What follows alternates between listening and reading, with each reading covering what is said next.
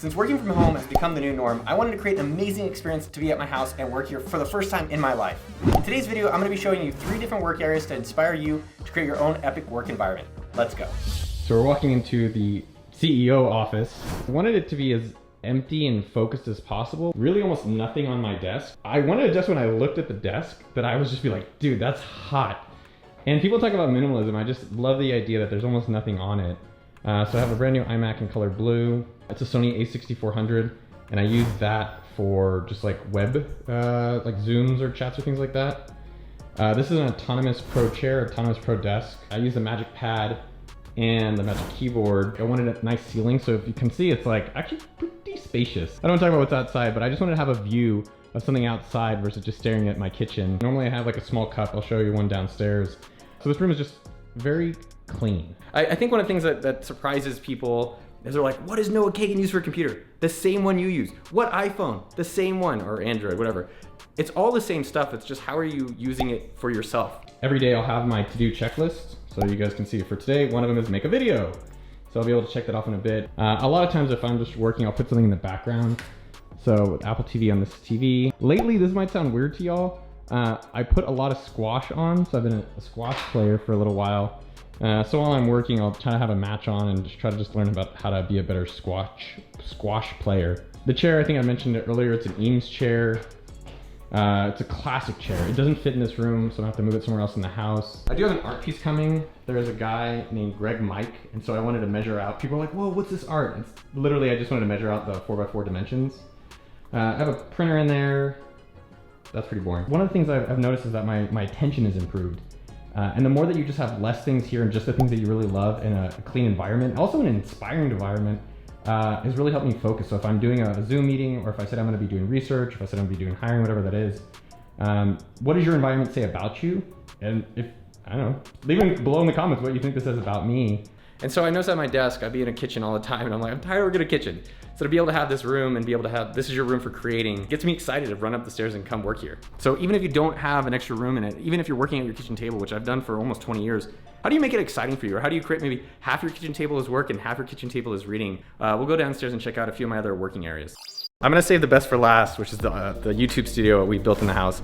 But I wanna show you 2 areas. So I have a morning reading writing area. And so you can see it right here on the kitchen table. Yes, I can't let go of working on kitchen tables. So if you ever come over to my house, and any of the places I've lived, I've always had physical books just out on the kitchen table, generally just one. But I really try to just keep this table, and I think it's really nice to just have intention. So this table is specifically, I'm just gonna be reading, weirdly lately, Wall Street Journal or Twitter, or I'm reading Pocket or books, or I'm writing. So in the morning, every morning I'll wake up, based on the Artist Way inspiration, I'll do morning journaling mostly here, sometimes outside. But I like that it's just like, hey, this is your space for this. And it also conditions you. Like, I'm like, all right, this is the time I'm gonna be doing some type of consuming or writing. Hi YouTube. But yeah, so I'll work down here. This is generally, it's like 10 p.m. I wanna finish up some things. I'll just kind of do here. As well as this is an area, a lot of times I'll just prep for the next day. In this area, you'll see I have a MacBook. One thing that I do is that I have one MacBook here and one MacBook in our office. It's a luxury.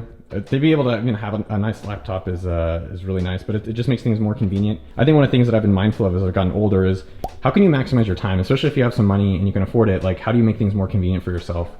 So I'll have MacBook right here, and then I have the MagSafe charger for the iPod, for the iPhone, and the AirPods. I think one of the things I've done in the morning, I'll leave a bottle of Fiji just out. I actually learned this from Warren Hoffman, which was clever. So every night I'll put a bottle of water out. When I get up in the morning, I'm like, well, there's a bottle of water out, might as well drink it. And I'll sprinkle some element tea in it. And it's kind of a nice way to make sure I'm drinking as much water as I think we're supposed to drink. It also keeps your skin really nice. They don't tell you that, but it does. I have been doing tea ceremony in the morning. So I have these like really cool tea kits. Shout out Tynan for a little Gaiwan. And then I'll pour that into a little like, whatever the hell this is called. I think it's called a finger glass. And then you pour that into this thing. Here is the smallest cup that I like to drink out of most days. Yes, I also have small hands. I like compartmentalizing. So it's like upstairs is like focused ass work. Down here on the kitchen table, as I showed you guys earlier, it's kind of more consuming. I watch YouTube videos probably as well on the iPad, and I'll just keep that dedicated more or less on the kitchen table. I plan my days in my note cards as you guys see it. A lot of times like I'll plan out my Sundays on this, and then the note cards each day, I'll pull up what's going on at night, And then one of those note cards I show you that I'll bring upstairs, I'll just leave it down here. I don't have a great, like, complicated, you know, I think you guys are like, whoa, he's got 2 offices. There must be some, like, there's magic and then less magic. It's like, no, I like that that's my space that I'm gonna be really creating in here. I just try to be more flexible if there's other things I wanna do. It is nice to be able to work in the kitchen and go grab drinks, whatever the hell it is I need to do. I know I'm gonna be going to my kitchen table. Let's look at it. I know I'm gonna be looking at that kitchen table. I'm gonna come out there and just be like, all right, cool, it's writing time. That's what's gonna happen on that kitchen table. Or last night, when I have my meal, it is reading time. I think the thing to figure out for everyone is that whether your house is small or big, either A, do you need to leave your space, or how do you create a space that you get really excited about? And then one of the things I learned from Beard Brand, and we'll see it in just a second in the YouTube studios, how do you make your work effortless? So let's go and show you the YouTube studio. Noah's room of magic. This was inspired by Beard Brand, my friend Eric over there, was that how do you walk into a room and you literally just hit one button to record. So this camera is normally gonna be, it's normally right in there. This is a teleprompter if we're ever gonna have more of a scripted thing. All of it's connected to Google Home. There's Google Home plugins there. And the idea is you walk in, it's not set up today, but you walk in, you say, Google, turn on studio, and immediately all the lights from the camera light to the microphone, this camera's always on. The accent lights are just always there. So it just makes it super easy when you walk into the room to like be able to record a video. What up, YouTube?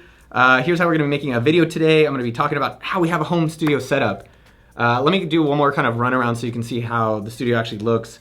It's probably a lot less expensive than you think, and especially if you're just getting started out in your career or you don't have a lot of money later, literally you can just use your phone. Use your tripod and a phone and just get going.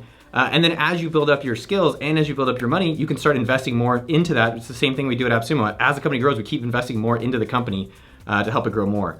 So in terms of the studio, just to kind of give you guys a little bit of a sneak peek of what it looks like behind the scenes. So this is a Glide teleprompter right there.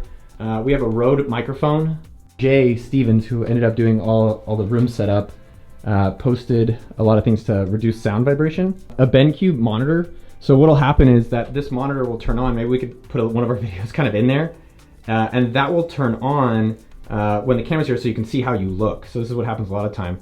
There's a light, I don't know if it's too blinding, but that's a light to make sure that I look cute-ish. How come Taco's there, not there? And the reason is that when you're shooting a video, so you want your head proportional to where that is. I feel so blessed, and it's such a luxury to be able to have this kind of space. And it's also set up so if another person comes, that we can always do a podcast or video recording with 2 people. And it's a work in progress. If you ever want to record a video, maybe one day some of you will be able to record videos in here. Yeah, it's less distractions, very focused. This stuff probably all combined outside of the camera stuff is maybe $1,000. Plus I had to pay Jay for his side hustle. He actually works at AppSumo doing videos, and as a side hustle, he sets up home studio offices, which is really cool. You guys can create nests, which is what Neville calls them, to be as productive as you want. So you have the same computers, you have the same abilities, it's just actually putting in the work and making an easy environment for you to go kick ass.